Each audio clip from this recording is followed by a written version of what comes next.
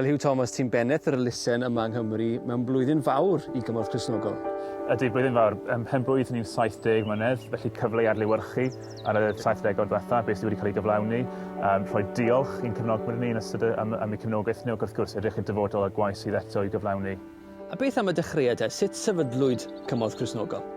Wel, mae'n hanes I ddechrau'n syth ar ôl diwedd yr Ail Ryfel Byd, lle oedd sefyllfa o filiynau o fywyduriaid yn teithio o ledled Ewrop, ac fe ddaeth eglwysu Prydain ac Iwerddon at ei gilydd I godi arian y penwythnos cyntaf ar ôl diwedd yr rhyfel I fynd ati I helpu'r fywyduriaid hynny, ac fe dyfon ni o'r lle hynny mewn gwirionedd.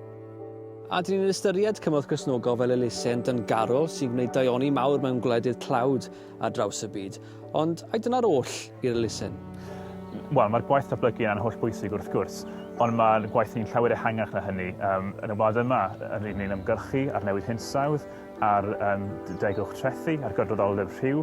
Felly mae'r gwaith hynny rhan arall o'r beth ni'n gwneud. Ac wrth gwrs, yn wythnos cymorth Cristnogol, dyna'r un foment o dystiolaeth Cristnogol fwyaf o'i bath ym Mhrydain, a dwi'n credu fod y gefnogaeth yna yr un I cael o'r eglwysu a chapeli Cymru yn esiampl berffaith o gariad Crist mewn cael ei weithredu.